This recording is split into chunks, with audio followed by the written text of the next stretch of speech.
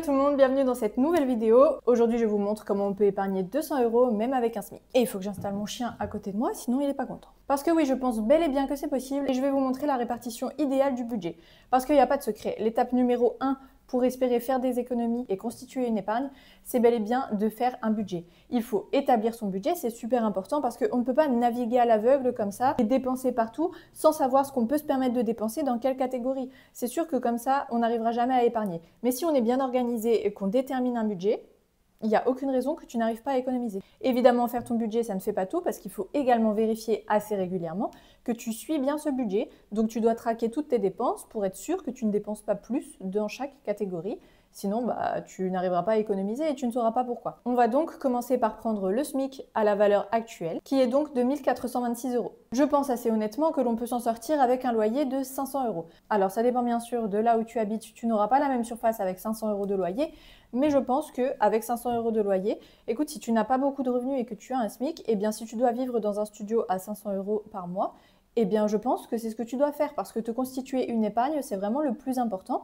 Et c'est pour ça qu'un loyer de 500 €, pour moi, c'est complètement faisable. Les grandes villes, avec 500 €, tu peux avoir un studio. Donc, à la limite, même excentre-toi, si tu habites à Paris, peut-être qu'il vaut mieux aller habiter en banlieue. Je vous avoue que je ne connais pas ce domaine, je n'habite pas à Paris. En tout cas, je vais budgéter un loyer de 500 €. On verra par la suite que tous les postes de dépenses sont ajustables. Donc si tu dois dépenser, je ne sais pas, 600 ou 700 € par mois dans ton loyer, eh bien tu vas devoir diminuer d'autres postes de dépenses. Mais ça ne t'empêchera pas d'avoir zéro plaisir, de te priver complètement. Je n'y crois absolument pas. Pour électricité et assurance, j'ai compté 100 €. Je pense que c'est amplement suffisant, sachant que mes dépenses d'électricité et d'énergie n'ont jamais vraiment dépassé 50 ou 60 € par mois. Et pour ce qui est de mes assurances, par exemple, c'est plutôt dans les 20 € par mois.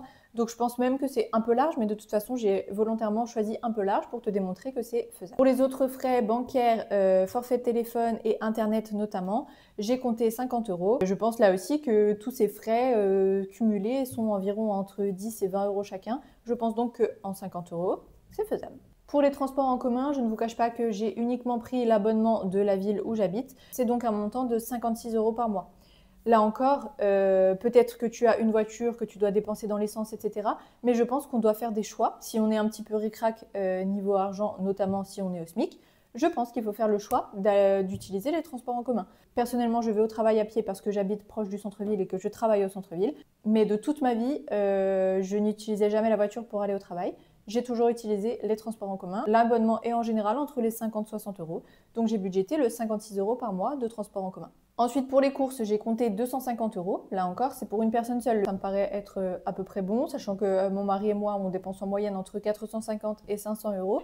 Donc je me dis que pour une personne seule, 250 €, ça me paraît suffisant. Ensuite, j'ai quand même mis une dépense restaurant et je l'ai mise à 100 € par mois.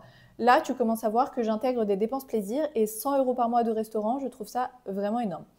Donc, je pense vraiment que cette dépense, par exemple, peut être réduite. Si jamais il y a d'autres dépenses nécessaires qui sont un petit peu plus élevées, tu peux baisser un petit peu les restaurants. Tu peux y aller qu'une seule fois par mois et un restaurant seul, bon, je sais pas, ça dépend dans quel resto tu vas, mais je pense que tu peux t'en sortir pour 50 € max. Donc déjà, tu récupères 50 € dans ton budget sur ce stade. Mais en tout cas, dans le budget que je t'ai fait, tu peux aller au restaurant pour 100 € par mois. Ensuite, j'ai même inclus une dépense shopping, également de 100 € par mois. Là encore, c'est uniquement pour ton plaisir, pour des vêtements, pour du maquillage, pour, je sais pas, le coiffeur, plein de choses comme ça.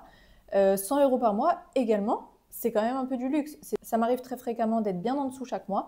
Donc 100 € par mois de shopping, c'est là encore du plaisir, du bonus, des choses qui peuvent varier d'un mois à l'autre si jamais tu as besoin de plus de budget, par exemple sur le loyer. Et enfin, j'ai également une catégorie autre plaisir qui peut être par exemple pour tes abonnements, que ce soit en streaming ou des abonnements à la salle de sport ou peu importe, qui est là de 70 € par mois. Là encore, c'est une dépense qui n'est pas du tout nécessaire, mais tu dois pouvoir te faire plaisir chaque mois dans tous les cas. C'est très important d'avoir des plaisirs et de ne pas avoir que du nécessaire. Simplement, c'est important également de connaître ton budget et de rester dans ce budget.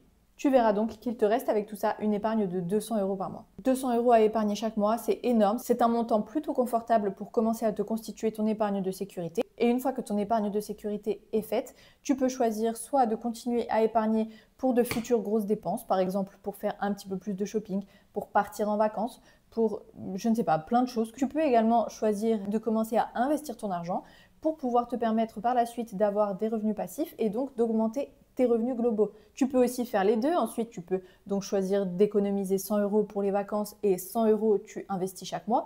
100 € à investir chaque mois, c'est une très très bonne base pour pouvoir vraiment créer quelque chose de vraiment intéressant et te créer de vrais revenus passifs. Tu as l'impression que c'est très peu, mais honnêtement, ça se cumule avec les années et avec le temps et ça peut faire vraiment quelque chose d'incroyable. Donc tu l'auras compris, ce que je t'ai fait, c'est uniquement un exemple de répartition de budget.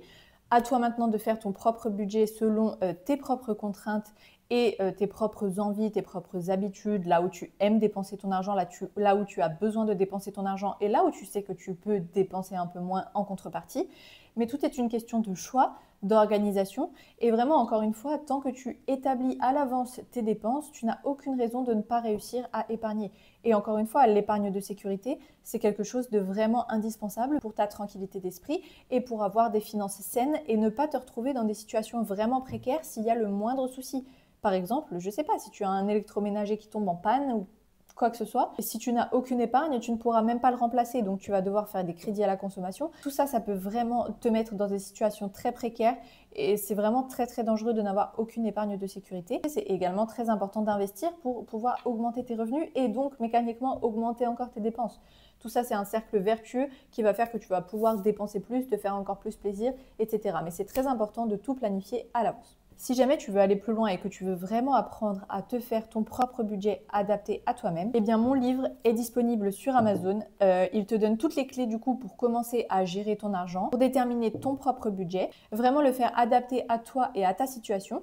On n'est pas tous pareils et on n'a pas tous les mêmes objectifs dans la vie, mais ce livre va t'apprendre à atteindre tous tes objectifs financiers en t'aidant du coup à réaliser ton budget, à mieux dépenser, à épargner et à investir. Il y a des exercices et des objectifs à réaliser.